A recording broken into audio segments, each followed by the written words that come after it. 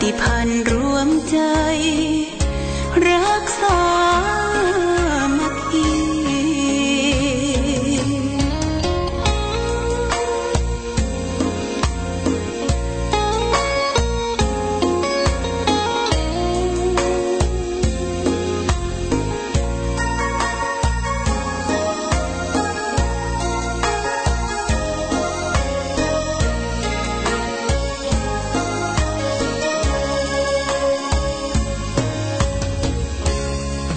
ก่อนเป็นวัดร้างโบราณ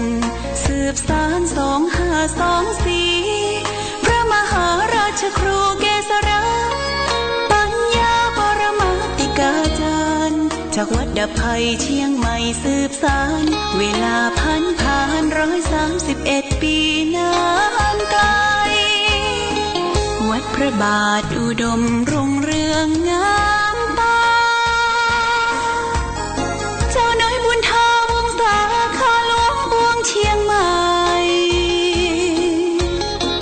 ปกครองหัวเมืองฟ้าทุ่มเทแรงกายแรงใจทุกชาติพันธุ์รวมใจรักษามัคคี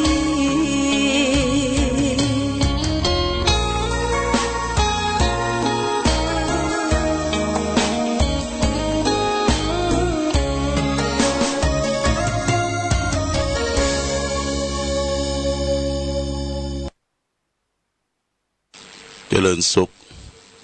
ศรัทธาสาธุชนญาติโยมท่านพุทธบริษัททั้งหลายวันนี้รายการธรรมประทีปส่องต่างก็ได้มาพบปะกับพ่อแม่พี่น้องศรัทธาสาธุชนแห่งครั้งหนึ่งเพื่อจะได้นำสิ่งที่เป็นสาระ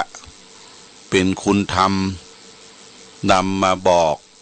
กล่าวข่าวเตือนเพื่อแก่พ่อแม่พี่น้องศรัทธาญาติโยมก็เรื่องบุญเรื่องกุศลที่เขาจะได้รู้เข้าใจในหลักธรรมทางพระพุทธศาสนาเพื่อจะได้นำไปใช้ในชีวิตประจำวันของเขาต่อไปคำว่าบุญและกุศลเนี่ยญาติโยมกรรมสองกรรมนี้เขาจะได้ยินบ่อยๆที่เขาได้ร่วมกันแบบว่าจะทำกิจกรรมต่างๆเกี่ยวกับทางพระพุทธศาสนาก็มักจะเรียกว่าเราไปทำบุญทำกุศลวัดนั่นวัดนี้ที่ได้จัดการจัดงานทีนี้เอามาทำความเข้าใจว่าบุญกุศลคืออะไรอย่างบุญเป็นชื่อของความสุขบุญเป็นชื่อของความสุขเมื่อเราทำบุญแล้วญาติโยมเราก็จะได้มีความสุขตั้งกายตั้งใจเพราะว่าบุญเป็นเครื่องหล่อเลี้ยงชีวิตของคนเราเพื่อมีความแช่มชื่นเบิกบานอายุมั่นควรยืนเป็นเหตุที่เกิดความสุขทั้งโลกปัจจุบันและโลกหน้าเพราะฉะนั้นบุญคำว่าภัยบ่ต้องการนั่นบ่มีทุกท่านทุกคนต้องการบุญต้องการทำบุญนี่เราจะมาสาธยายเรื่องบุญเรื่องกุศลคือศรัทธาญาติโยมทั้งหลายได้รับทราบรับฟังบุญเป็นชื่อของความสุขกุศลคือความรู้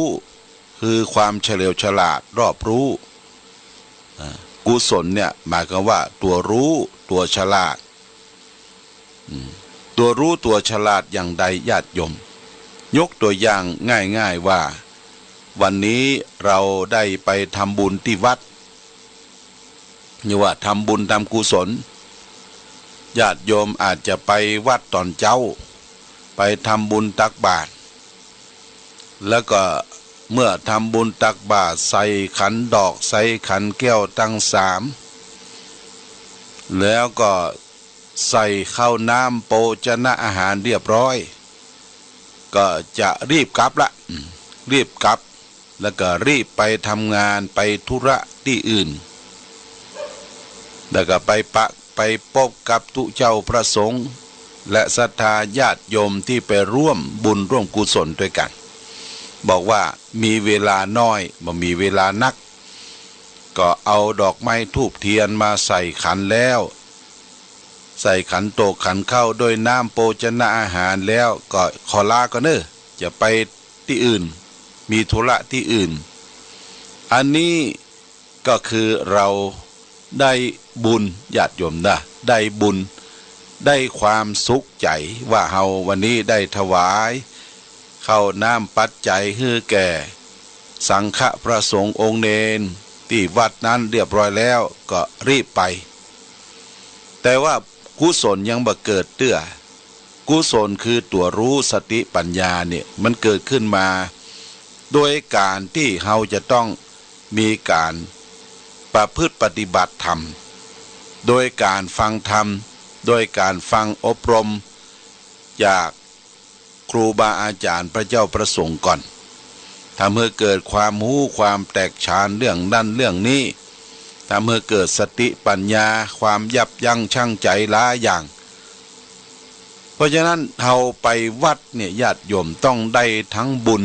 ได้ทั้งกุศลบุญก็คือเอาเข้าน้ำปัจจัยต่างๆไปถวายเกิดความสุขใจกุศลคือตัวรู้ตัวสติปัญญาคือตัวฉลาดที่ได้รับคำโอวาทจากผู้เจ้าประสงค์เปิ้นเทศนาธรรมบรรยายธรรมอย่างเช่นตอนเมื่อเจ้าในบรรพวันศีลก็จะมีผู้เจ้ามาฮื้อศีลฮื้อปอนแล้วก็ฮื้อข้อคิดตัวนั้นญาติโยมเป็นตัวสติตัวปัญญาที่เราจะได้น้อมนำไปประพฤติปฏิบัติใช้ในชีวิตประจำวันเพราะฉะนั้นบุญกุศลจึงมาด้วยกันบางครั้งโอกาสเวลาเราก็ได้แต่บุญคือความสุขใจบางครั้งโอกาสเวลาเราก็ได้กุศลคือตัวหูบ่ได้ทำบุญไปนั่งฟังเทศนั่งฟังธรรมนั่งเฉยๆนั่งเฉยๆยกมือไหว้สา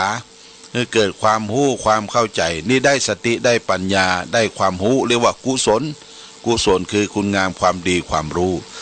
เพราะฉะนั้นบุญกุศลจึงมาด้วยกันเนี่ยญาติโยมตึงเป็นคำพ้องเรียกว่ามาด้วยกันทีนี้เรามาศึกษาเรื่องบุญคือความสุขเกิดจากการกระทำของเราและท่านทั้งหลายแต่หนทางที่จะทำให้เกิดความสุขเรียกว่ากิริยาแห่งการทำบุญนั้นท่านแบ่งไว้มี3ประการคือ1บุญเกิดจากการให้ทานเรียกว่าทานไมยบุญสำเร็จด้วยการให้ทาน2ศีลไมยบุญสำเร็จด้วยการรักษาศีล3ภาวนาไมยบุญสำเร็จด้วยการเจริญสมาธิภาวนาทานศีลภาวนานี่แหละคือหนทางทำให้เกิดบุญเกิดความรู้เกิดสติเกิดปัญญาทีนี้ข้อ1ทานไมยบุญสำเร็จด้วยการให้ทานทานนั้นท่านยังแบ่งออกเป็น3เนี่ยการให้ทานเนี่ยแบ่งออกเป็น3 1อามิสทาน2ธรรมทาน3อภัยทานเนี่ยญาติโยมแบ่งออกเป็น3อามิสทานอามิสคือสิ่งของอย่างเช่นเราไปทานดอกไม้ธูปเทียนจุดบูชาแล้วก็นำข้าวปลาอาหารจตุปัจจัยทายทานต่างๆที่มองเห็นสัมผัสได้เรานี้เป็นอามิสทานคือทานด้วยอามิสคือสิ่งของเพื่อจะอำนวยความสะดวกความสุขคือแก่สังฆประสงค์แก่ศรัทธาญาติโยมที่ไปฟังทำบุญสุนทานฟังเทศฟังธรรมเพราะฉะนั้นการทำบุญด้วยอามิสคือสิ่งของเขาก็หันกันทั่วไปญาติโยมนะหันกันทั่วไปทั่วบ้านทั่วจอง เฮาเอาดอกไม้ธูปเทียนเข้าน้ำปัจจัยแปลงกันเทศกันธรรมเหล่านี้เป็นอามิสตานเป็นทานประการที่หนึ่งการให้ทานหรือการให้ทานประการที่สองเรียกว่าให้ธรรมะเป็นทานการให้ธรรมะเป็นทานนั่นก็คือหมายความว่าเฮาได้นิมนต์ตุเจ้าพระสงฆ์มาเทศมาแสดงธรรมเทศธรรมในบ้านในจองของเฮาเวลามีกินมีทานขึ้นบ้านใหม่กินแขกแต่งงานงานศพงานซากก็นิมนต์ตุเจ้ามาเทศมาแสดงธรรมการเทศการแสดงธรรมนั้นทางภาคเหนือเฮานี้ก็มีประเพณีอย่างหนึ่งก็คือการเทศธรรมอุทิศนะญาติโยมเด้อเทศธรรมอุทิศเนี่ยก็อุทิศให้แก่ผู้ตายเวลานิมนต์ตุเจ้ามาเทศก็เขียนในซองว่าข้าพเจ้าศรัทธานั้นนายนั้นนายนี้ตั้งใจที่จะทานทำกันนี้อย่างเช่นว่าทำกันมาลัยโพธินิพพานสูตรมหามุลนิพพานอานิสงส์ทานหาคนตายเหล่าเนี่ยทานแล้วก็อุทิศส่วนกุศลให้แก่ผู้วายชนผู้ตายไปเพื่อให้ได้รับส่วนบุญส่วนกุศลในการทานทำในการทำอย่างนี้เปิ้นฮ้องว่าทำเมืองทำตามประเพณีทำเมืองทำอุทิศบางโอกาสบางที่ก็นิมนต์ตุเจ้าไป4 ตนเนาะลวดไปสวดมาติกาสวดอภิธรรมก็นิมนต์ตุเจ้าสวดเสร็จเรียบร้อยก็นิมนต์เทศธรรมเทศธรรมก็ยังบ่ใช่เทศผูกเดียวญาติโยมเอาตุเจ้าทั้ง4 ตนพระเนนทั้ง4 ตนน่ะเทศรวมกันเรียกว่าเทศประสานเสียงโฟนแสนห้าเรียกว่าโฟนแสนห้าเทศรวมกันเทศอย่างอี้มันฟังบ่ฮู้เรื่องญาติโยมนะแต่เฮาเอาอานิสงส์คือการถวายการเทศเมื่อตุเจ้าตั้งปายบังคมสมเด็จเสด็จเรียบร้อยแล้วก็ทัดไปองค์ตั้งเก้าเฮาจะได้ฟังยาวหน่อยแต่สรุปแล้วเมื่อฟังธรรม4ผูกจบเนี่ยถามว่าญาติโยมหูเรื่องก็บ่หูเรื่องแล้วก็ภูมิใจว่าได้ทานทำอุทิศนี่เป็นประเพณีทางเมืองเหนือเฮาแต่บัดนี้ก็พัฒนากันมาและพัฒนากันว่าเฮาจะทานทำอุทิศทานทำให้แก่ผู้ตายนั่นก็ไปอู้ไปจาไปสนทนากับตุเจ้าว่านิมนต์เทศเหียกันเดียวเทศเหียผูกเดียวผูกตั้ง9 องค์ที่เป็นประธานขอเทศป้อยเทศหูเรื่องแล้วก็คนก็ตั้งใจฟังนี่ก็คือเทศผูกเดียวกันเดียวถ้าเฮาจะตานแหม3 กันนั่นก็เอาใส่ยอดใส่กันเอากันทำเข้าใส่เอาทำกำปีเข้าใส่ก็ได้อยู่ญาติโยมเนี่ยได้อยู่อันนี้คือเทศแบบพื้นเมืองเรียกว่าเทศโฟนแสนห้านะโฟนแสนห้าเทศแห่งประเภทหนึ่งที่นิยมเทศกันในการงานศพปัจจุบันนี้ก็คือเทศธรรมบรรยายเทศในงานศพหน้าศพก็จะนิมนต์กันเทศในคืนสุดท้ายเวลาเจิญแขกเหลือพ่อแม่พี่น้องเจ้าภาพนั่นเจ้าภาพนี่มามีการสวดพระอภิธรรมเรียบร้อยแล้วก็มีการเทศธรรมบรรยายก็ส่วนมากก็นิมนต์องค์เทศที่มีความชำนิชำนาญ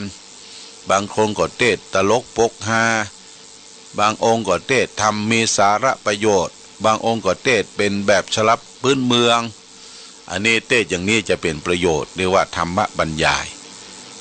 แล้วก็เป็นการตั้งใจอุทิศส่วนกุศลคือแก่ผู้ที่วายชนเนี่ยคือการทานธรรมการทานธรรมได้การปูจาธรรมการปูจาธรรมการฮื้อทานธรรมะเป็นทานที่ประเสริฐกว่าอามิสสิ่งของทั้งหลายในญาติโยมเด้อบางท่านบางคนเป็นเจ้าภาพกันเจ้าภาพพระธรรมเทศนาก็มีอานิสงส์ยิ่งกว่าอามิสตานองค์ที่ไปแสดงธรรมเทศธรรมบรรยายธรรมแนะนำพร่ำสอนก็ได้ประโยชน์ได้บุญได้กุศลล้นกว่าอามิสตานทั้งหลาย และบ่เต้าแต่นั้นญาติโยมเทศธรรมก็สามารถที่จะสาธกยกอย่างให้ญาติโยมให้เข้าใจได้ง่ายเข้าใจได้ง่ายบะองค์แห่งพระธรรมกถึกน่ะคือเทศไปตามลำดับบัดตัดรัดให้ขาดความเทศแล้วทำความเข้าใจให้แก่ผู้ฟังและผู้ฟังเมื่อฟังธรรมจบน่ะจิตใจเปิ้นผ่องใสโอ้วันนี้ม่วนแต่ม่วนว่าเข้าอกเข้าใจตุเจ้ามาเทศชี้แจงแถลงไขโอ้ตั้งใจอุทิศส่งกุศลเนื้อแก่พ่อแก่แม่ปลื้มอกปลื้มใจอันนี้เรียกว่านิมนต์ตุเจ้าไปเทศในงานศพเพราะฉะนั้นเวลาเทศในงานศพเนี่ยญาติโยมเจ้าภาพกันเทศก็มักจะให้จะหอมจะรวมกันเวลาเปิ้นเทศธรรมเขาก็ตั้งอกตั้งใจฟังการฟังธรรมนั้นมีหลายอย่างเนี่ยญาติโยมฟังกบฟังเก็บฟังกับแล้วก็ฟังเก่งฟังกบฟังกับฟังเก็บฟังเก่งเขาจะฟังอย่างใดให้มันถูกต้องฟังกบเนี่ยญาติโยมอย่างเฮาไปฟังธรรมที่วัดสมัยก่อนเปิ่นไปฟังธรรมกันบนโต๊ะสิกลางภาษาตั้งให้ตั้งหน้าก็เสียงกบอ้อเศร้าญาติโยมตุเจ้าประสงค์เทศพระน้อยองค์ใดเสียงม่วนญาติโยมฟังแล้วก็ม่วนอกม่วนใจเอาสองมือไหว้ไปตั้งหน้าเอาหัวมุลงนั่งพับเพียบอกปบเหมือนกับกบนั่นเรียกว่าฟังกบฟังบ่ฟังได้ฟังไปก็คนสอดรวดลับไปตัวเหี่ยนะพอพระน้อยจบบังคมสมเด็จเสด็จญาติโยมปะงงปะง่างเขาจิขี้ข้างขึ้นมาว่าเป็นได้ทำพวกนี้เป็นได้บ้องม่วนหน้าแกเนอะมัน10 เหตุกรรมเนี่ย10 เหตุกรรมเหมือนยีบลับไปเนี่ยฟังกบอบปบเหมือนกับกบเนี่ยญาติโยมฟังกับคือฟังอย่างใดฟังกับก็คือการฟังธรรมเนี่ยคือตุเจ้าเป็นเครื่องส่งญาติโยมเป็นเครื่องรับญาติโยมบ่ได้เปิดเครื่องรับไว้เสียงตุเจ้าเทศไปเนี่ยโหมันกลับย้อนมาสู่ตุเจ้าเหี่ยเก่าเสียเก่าแล้วก็คือฟังแล้วก็กลับมาเป็นเสียงสะท้อนมาเพราะญาติโยมบ่ได้เปิดเครื่องรับหรือเปิดเครื่องรับก็มีคลื่นอื่นมากวนอู้กันจอกแจ๊กจอแจอู้เรื่องเก่าเรื่องใหม่คำสาธยายที่มาปะมาพบกันเนี่ยคนเฮามันจังคันปากมันอดรนทนบ่ได้แม้ว่าตุเจ้าประสงค์เปิ้นเทศเปิ้นแสดงธรรมก็ยังบะตั้งใจฟังเตื้อนี่เราฟังแล้วก็เสียงมันกลับมากวนธรรมอู้กวนธรรมนี่ว่าฟังกลับฟังเก็บฟังอย่างใดญาติโยมฟังเก็บก็คือฟังเอาสาระประโยชน์จากการตุเจ้าประสงค์เปิ้นเทศเปิ้นบรรยายบอกว่าจะในวิทยุบอกว่าจะในโทรทัศน์หรือจะไปฟังกันที่วัดฟังแล้วเกิดความเข้าอกเข้าใจเก็บสาระประโยชน์นั่นมาแต่ก่อนเช่นปะอุ้ยไม่อุ้ยเฮาเปิ้นไปฟังธรรมที่วัดเนี่ยเป็นทำเรื่องทำข้าวเปิ้นจะจำได้หมดเนอะจำได้ก็มาถึงบ้านถึงจองกินข้าวน้ำข้าวแรงก่อนจะเข้านอนลูกหลานก็มาห้อมร้องอีพ่ออีแม่จะไปอู้เรื่องนั้นเนอะประเดี๋ยวจะอู้เรื่องการไปฟังธรรมแต่เจ้านะยักฮบกับหน่อนั่นหน่อนี่เราอ่อนก็ตั้งใจฟังธรรมจากการต่อของปะอุ้ยไม่อุ้ยที่ไปฟังที่เปิ้นเก็บมาเลยว่าฟังเก็บฟังอย่างมีประโยชน์มีสาระประโยชน์สุดท้ายฟังเก่งฟังอย่างใดญาติโยมคือเก่งอกเก่งใจกันตุเจ้าก็ไปเทศธรรมไปแสดงธรรมก็เก่งอกเก่งใจญาติโยมศรัทธาตั้งอกตั้งใจแสดงพระธรรมเทศนาญาติโยมก็เก่งอกเก่งใจตุเจ้าประสงค์ที่ไปแสดงธรรมเทศธรรมถ้าบ่เก่งอกเก่งใจกันญาติโยมมันจะทำให้เสียบรรยากาศยกตัวอย่างเช่นว่าตุเจ้าเทศไปได้สักกรรมเนี่ยหมู่ที่จะเลี้ยงข้าวต้มก็มาละแม่ครัวพ่อครัวยกข้าวต้มมาละเทศไปได้สัก10 นาทีเป็นจะได้ฟังเลี้ยงครัวเปิ้นปิดก่อนบ่ดอกเปิ้นก็หากินข้าวแรงมาเนี่ยเอาข้าวต้มมาเลี้ยงละ อันข้าวต้มนี่ก็แปลกเนี่ยญาติโยมเนอะเอามาเลี้ยงเอามาตำสองหน้าออยมันต้องหูดังสัมผัสกับจมูกล่ะมันจังอดรนทนบ่ได้นะอดรนทนบ่ได้ญาติโยมก็สดข้าวต้มล่ะบ่กินก็ดูเหมือนจะรังเกียจเจ้าภาพกินเห็นน้อยกินข้าวมันติดปากติดอย่างก็เลยเอาหมดถ้วยบางทีบ่ใจข้าวต้มเป็นของว่างเป็นของว่างเป็นขนมนมเนยเป็นอาหารว่างบางทีก็เป็นของฮ้อนของเค็มของน้ำของเย็นญาติโยมญาติโยมพอทุเจ้าเทศไปเนี่ยมันบ่เก่งละบ่เก่งอกเก่งใจหวดข้าวต้มสองหน้าทุเจ้ากินอาหารว่างสองหน้าทุเจ้าก็เป็นตุกหรือญาติโยมนั่งเปิกเดียวเทศทำเป็นตุกเจ็บหัวเข่าจะปิ้นก็ยากลำบากซ้ำศรัทธาญาติโยมกินนั่นกินนี่สองหน้าสู้เจ้าซ้ำเป็นตุกขั้นที่สองแหมมั่งขั้นหนึ่งเลยว่าตุกขวายญาติโยมกินข้าวต้มสองหน้าตู้เจ้ากินอาหารว่างสองหน้าตู้เจ้าอันนี้แล้วฟังละเก่งบ่เก่งกันฟังละควรเก่งอกเก่งใจในญาติโยมเนอะเวลาจะเทศจะแสดงธรรมพ่ออาจารย์ก็บอกว่าได้เวลาละเนอที่จะได้ฟังเทศฟังธรรมขอญาติโยมหยุดยับยั้งอันนั้นอันนี้ก่อนมานั่งกันเป็นเป็นบ่อนโดยเฉพาะเจ้าภาพต้องนั่งตั้งหน้าบนนะนั่งตั้งหน้าลูกหลานตั้งโจกตั้งใจทำบุญสุนทานเนื่องแก่พ่อแก่แม่บางคนจังไปจิขี้ข้างเจ้าภาพจังไปถามนั่นถามนี่นะเจ้าภาพก็โอ๊ยก็โป่งเฮ้อแล้วนะก็ยังมาถามอยู่อย่างนะอย่าไปกวนเปิ้นในเวลาฟังเทศเวลาทำบุญในญาติโยมเจ้าภาพต้องนั่งเป็นเป็นนะปล่อยงานมอบงานให้เขาลูกหลานให้คนที่ไปช่วยงานทำไปอันใดเป็นอันนั้นเป็นเป็นอย่างบางทีโอ้เทศก็ดีฟังอันยังก็ดีฟังอันยังก็ดีเนี่ยไปจิขี้ข้าง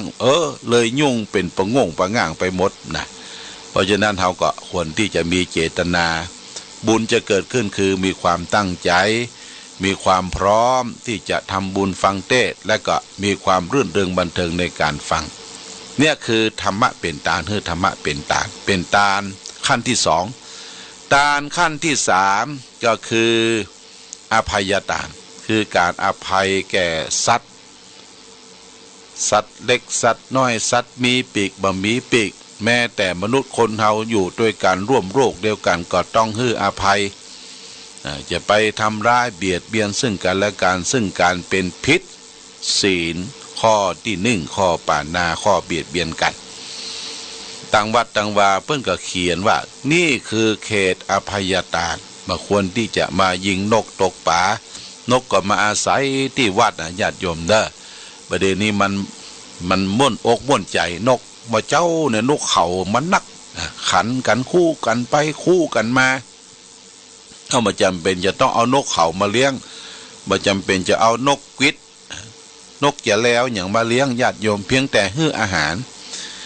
อย่างกล้วยน่ะกล้วยไต้กล้วยเป็นเครือเป็นหวีเนี่ยอาตมาไปสืบจะตาไปปะที่ไหนอันเป็นเครือใหญ่เครือหลวงนี่วัดพระบาทอุดมขอเนอเอาใส่ใต้รถไปมาถึงวัดบนสำนักวิปัสสนาเขาก็เอามาห้อยล่ะเอามาใส่เชือกห้อยพอมันสุกเหลืองอลามมันมาล่ะนกกวิดนกอย่างเนี้ยมากินมาซับมันมาตวงกับปลาหมูไปบอกกันเพิ่นเลี้ยงเพิ่นเลี้ยงเนอเพิ่นมีโต๊ะจีนเลี้ยงกล้วยไต้ที่วัดพระบาทอุดมมันไปบอกกันมาเป็นหมู่เขาก็เลยเพลิดเพลินไปกับมันคนก็กินได้ญาติโยมกายไปกายมาคนก็ไม่บิดกินเป็นวิตามินเป็นของที่ธรรมชาติกินง่ายทายคล่องกินกล้วยกินอย่างเนี่ยทำให้บำรุงร่างกายบำรุงสมองเนี่ยญาติโยมสิ่งเหล่านี้นกก็มาอาศัยอยู่ถ้าเกิดความร่มรื่นต้นไม้ต้นตอกที่เขาปลูกเขาฝังเป็นที่อาศัยของนกหนูก็จะทำให้นกหนูอย่างต่างๆสัตว์สิ่งหิ่งห้อยก็มาเมื่อคืนก็มีหิ่งห้อยแวบเมื่อวันก็มีกระเบอพีกเปอปีกมากินน้ำกินยังน้ำนี่ที่บนวัดพระบาทอุดมเนี่ยญาติโยมที่สำนักวิปัสสนาอาตมาก็จะ แปลงคันนาอย่างคันนาเนี่ยเมื่อมันไหลลงไปทั้งลุ่มนอกจากถนนแต่ที่หิมต้นไม้ต้นตอกนะจะป้องไว้ก่อไว้คือมันจึมอยู่ลงหากแปลงเป็นให้เป็นอ่องล่องเป็นที่น้ำไหลมาคือมันจึมลงพื้นดินมันก็จะได้เป็นที่อาศัยกินของพืชพันธุ์ธัญญาหารทำเพื่อป่งทำเพื่อปุทำเพื่องามนกหนูอาศัยก็มาอาศัยเขาก็คืออภัยแก่สัตว์แก่สัตว์ทั้งหลายเนี่ยญาติโยมเรียกว่าอภัยทานคนเขาก็เหมือนกันอยู่ด้วยกันเพื่ออภัยกันเมื่อมีการกระทบกระทั่งกันระหว่างผัวระหว่างเมียก็เพื่ออภัยซึ่งกันและกันเขาจะมีความสุขมีความอิ่มเอิบเบิกบานอยู่ด้วยกันกุ้มเท่าถึงตายเขาก็ต้องมีการอภัยนี่คือเรื่องของการทานเรียกว่าอามิสทานธรรมทานอภัยทานควรที่จะได้ศึกษานำมาประพฤติปฏิบัติต่อไปบุญที่จะเกิดขึ้นประการที่สองก็คือการรักษาศีลเนื้อญาติโยมเนอะศีลห้าศีลแปดศีลห้าเนี่ยสำคัญที่สุดสำหรับฆราวาสญาติโยมเจ้าบ้านของเราถ้าบ้านใดคนใดบุคคลใดมีศีลมีธรรมบ้านนั้นบุคคลนั้นครอบครัวนั้นก็มีแต่ความสุขมีแต่ความเจริญความงอกงามเพราะศีลเป็นนำมาแห่งโภคทรัพย์สมบัติศีลนำมาแห่งความสุขความเจริญศีลเป็นเก้าเง่าที่จะเข้าไปสู่นิพพานคือแดนความสงบเย็นเพราะนั้นศีลนี่จึงเป็นปกติสำหรับทุกคนที่จะพึงประพฤติปฏิบัติถ้าขาดศีลขาดธรรมเมื่อใดเขาก็ต้องขาดทุนความเป็นคนของเขานะญาติโยมเป็นมนุษย์ของเขาก็ขาดไปแหว่งไปเว้าไปเพราะฉะนั้นศีลห้านี่สำคัญหนึ่งบ่ฆ่าสัตว์ตัดชีวิตบ่เบียดเบียนกันสอง